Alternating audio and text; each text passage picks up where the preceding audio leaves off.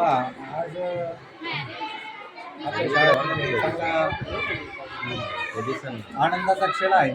या ठिकाणी आज थोड्याच वेळापूर्वी आपण मुलांच्या पिण्याच्या पाण्याच्या टाकीचं भूमिपूजन या ठिकाणी केलेलं आहे.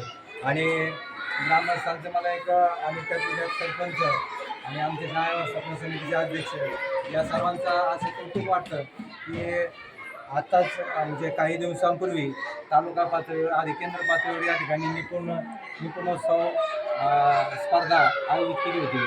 आणि निपुण याचा अर्थ की मुलांना 2027पर्यंत लेखन, वाचन, गणिती क्रिया कोणताही मुलगा त्यापासून मागे राहता कामा नये.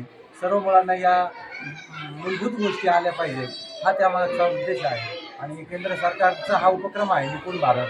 तर या उपक्रमाअंतर्गत तर 2027पर्यंत सगळ्या विद्यार्थ्यांना आपल्याला मूलभूत क्षमता प्राप्त करून द्यायच्या आहेत. आणि त्यासाठीची शिक्षकांसाठीची जी स्पर्धा आयोजित केली होती, तर त्या स्पर्धेमध्ये आपल्या निगम शाळेच्या वतीनं कारले मॅडम यांनी सहभाग नोंदवला होता. केंद्र पातळीवर ज्या स्पर्धा झाल्या त्या केंद्र पातळीवरच्या स्पर्धेत त्यांचा प्रथम क्रमांक आला. आणि त्याचबरोबर आपल्या ठुमरे मॅडम यांनी सुद्धा त्या स्पर्धेमध्ये भाग घेतला होता.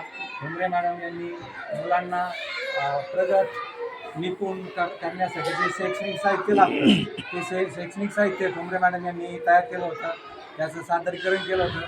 कारले मॅडमने सुद्धा त्यांचे वर्ग आणि शाळा आपल्याला सर्व विद्यार्थी वर्गातले आणि शाळेतले विद्यार्थी कसे आपल्याला निपुण करता येतील याचं सादरीकरण त्या ठिकाणी तालुका पातळीवर केडगाव या ठिकाणी जिल्हा परिषद शाळा केंद्र शाळेमध्ये त्या ठिकाणी सादरीकरण केलं होतं. तर त्यांचं सादरीकरण ज्या इतर शाळा आल्या होत्या इतर शाळांमध्ये त्यांचं सादरीकरण उत्कृष्ट ठरलं आणि त्यांचा प्रथम क्रमांक या ठिकाणी तालुका पातळीवरच्या निपुणोत्सव स्पर्धेमध्ये आलेला आहे. तर त्याबद्दल आम्ही शिक्षकांनी तर त्यांचं कौतुक आणि अभिनंदन केलेलं आहे. आपण सर्वांनी आज या ठिकाणी शाळेत येऊन त्यांचं अभिनंदन केलं, त्यांचा थोडा सन्मान केला. त्याबद्दल आपण आमच्या शाळेच्या वतीनं सरपंच मधुराव म्हस्के, महेशराव म्हस्के, त्यानंतर उमेश सावंत असेल, आजीनाथ म्हस्के असतील, सुलतान सावंत आणि नागेश वाघ आपणा सर्वांचं मी आमच्या सर्व शिक्षकांच्या वतीनं आणि शाळेच्या वतीनं मनपूर्वक असं आभार व्यक्त करतो आणि आपणा सर्वांना धन्यवाद देतो.